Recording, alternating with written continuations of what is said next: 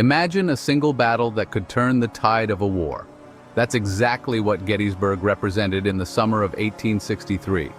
As the armies of the North and South clashed in this tiny Pennsylvania town, the stakes couldn't have been higher. For 3 days, the Confederate and Union forces fought a bloody battle that ended with a decisive Northern victory. But how did the South, under the command of the legendary General Robert E. Lee, make critical mistakes that led to their downfall? Today, we're going to break down the most pivotal errors made by the Confederate Army at Gettysburg, analyzing how they might have changed the course of American history. Before we get started, if you're fascinated by military strategy, epic history, and the what-ifs of pivotal battles, hit that like button and subscribe for more in-depth history breakdowns. Now let's jump into the decisions that altered the Civil War.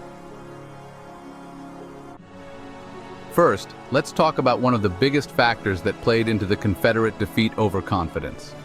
By the summer of 1863, General Lee's army was on a winning streak.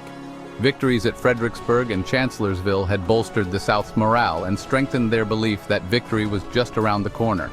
But that confidence turned to overconfidence at Gettysburg. Lee believed his men were invincible and that the Union troops were no match for his forces. This led him to push forward with an aggressive offensive strategy, assuming that one decisive push could break the Union's lines. What he underestimated was the Union's defensive position and their resolve. Union forces were well entrenched and positioned on the high ground, giving them a significant advantage that Lee's overconfidence caused him to overlook. Had Lee chosen a more conservative approach and focused on maneuvering rather than charging, could the battle have ended differently? Let us know your thoughts on this in the comments.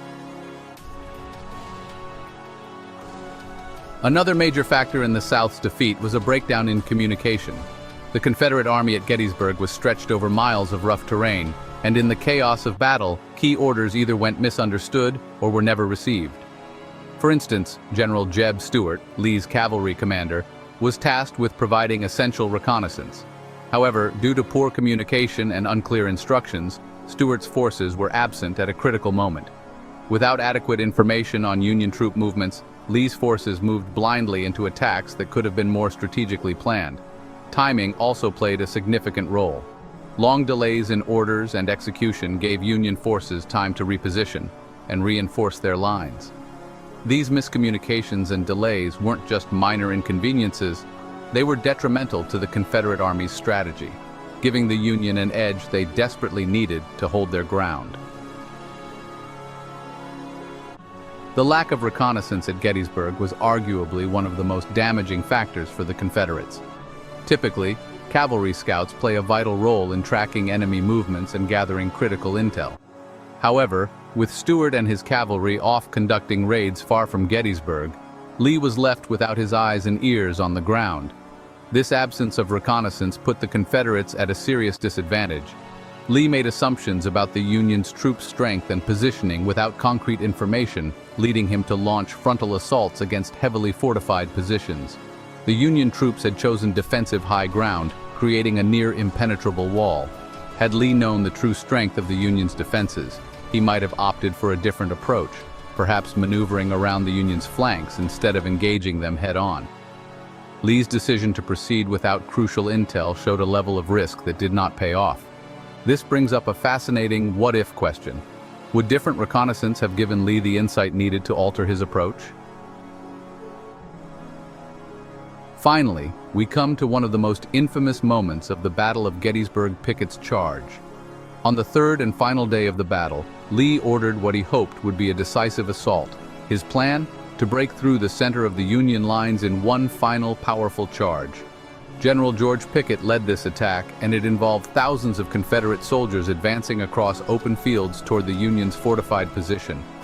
It was a bold and dramatic move, but it was doomed from the start. The Union troops were positioned on Cemetery Ridge, protected by a stone wall and armed with artillery that could easily pick off advancing soldiers. As the Confederate soldiers marched across the open field, they were met with devastating artillery and rifle fire. The charge ended in tragedy, with massive Confederate losses and little gain. The devastating failure of Pickets Charge was a turning point, one that many historians believe marked the beginning of the end for the Confederate cause. Was Pickets Charge a desperate act by a commander who knew he was out of options, or was it simply an avoidable mistake born of pride? That's a question we'll leave to you. Drop your thoughts in the comments below. To wrap it up, the Confederate defeat at Gettysburg was shaped by a series of critical mistakes. Overconfidence in strategy, breakdowns in communication, the absence of crucial reconnaissance, and the tragic miscalculation of Pickets Charge all played into the Union's hands.